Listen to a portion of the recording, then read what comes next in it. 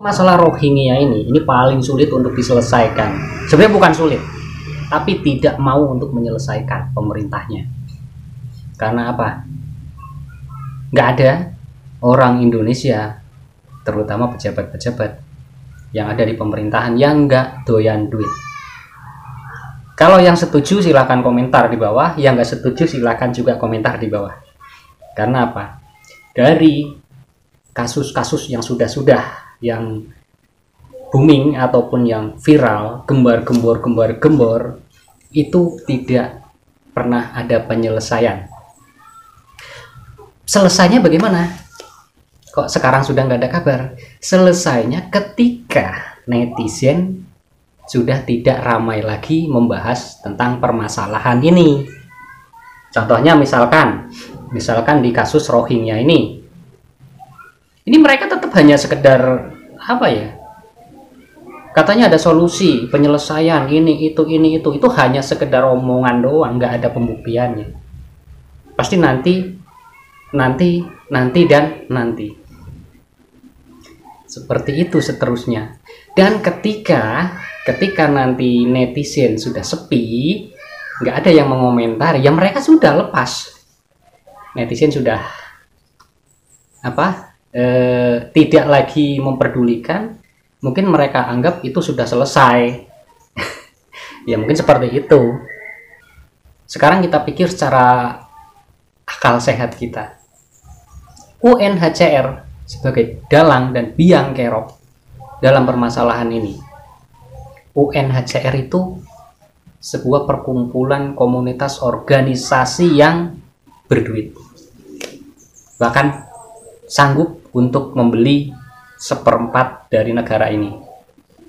Itu sebagai salah satu contoh yang membuat kasus Rohingya ini akan sulit diatasi.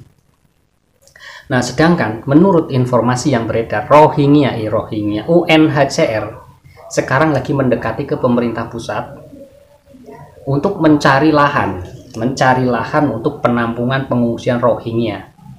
Dan sudah ada di Aceh, yaitu 120 hektar, kabarnya 120 hektar yang siap untuk dijadikan sebagai penampungan. Namun masalah ini juga ditolak dari masyarakat sekitar dari lokasi yang mereka temukan, yaitu yang seluas 120 hektar tersebut. Jadi mereka masih terus bermain di luar, bagaimana caranya agar mereka tetap harus bisa membangun penampungan itu. Kalaupun tidak bisa dibangun penampungan, Rohingya pun tidak bisa dikembalikan ke negara asalnya karena nggak tahu negara asalnya di mana. Gampang UNHCR bertindaknya. Ini siapa yang nggak mau? Misalkan untuk pejabat yang paling penting di Aceh, misalkan, siapa yang nggak mau disodok sampai uang miliaran? Dan akhir-akhirnya apa? Diterima. Mereka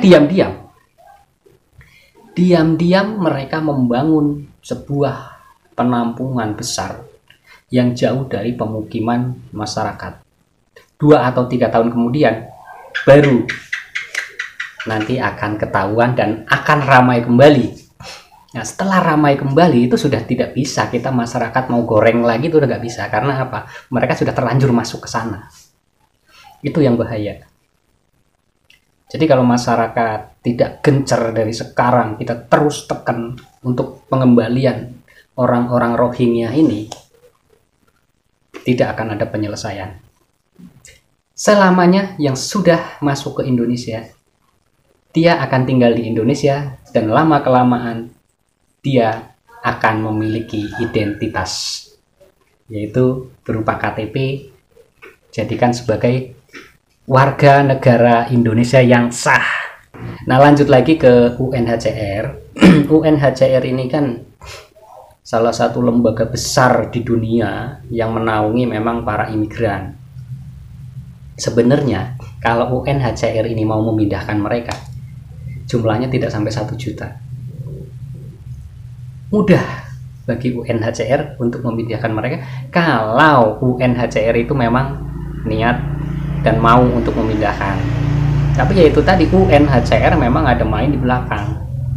Dan yang kita takutkan, Rohingya dan UNHCR ini dimanfaatkan oleh negara-negara lain. Semisal ini kan lagi panas-panasnya untuk penguasaan wilayah, mereka dimanfaatkan oleh suatu negara dengan memasukkan orang-orang Rohingya ini melalui UNHCR, dan UNHCR pun itulah sumber dana yang mereka dapat.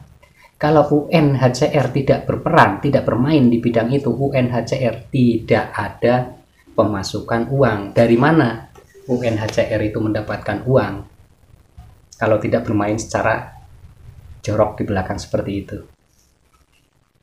Itu kalau analisa saya. Tapi nggak tahu kalau yang lain, si pendukung-pendukung para Rohingya ini yang merasa dirinya paling muslim.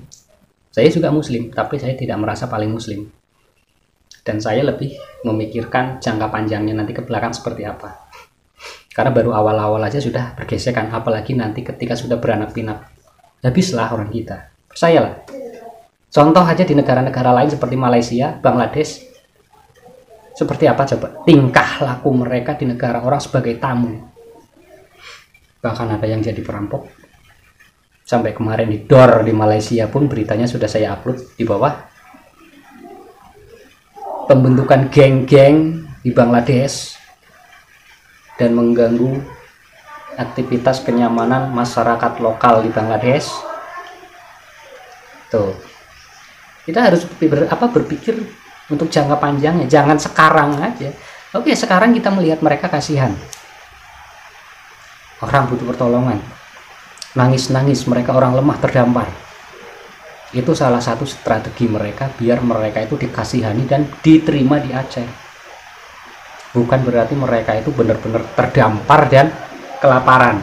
Ya logika, kalau orang pergi dari Bangladesh ke Indonesia sampai 20 hari lebih, kok bisa mereka sehat semua sampai ke lokasi?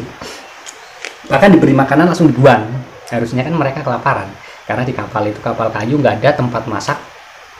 Yang berada dalam kapal tersebut juga jumlahnya nggak main-main, ratusan orang, bahkan sampai 300 orang dalam satu perahu, rapat seperti ikan asin dijemur.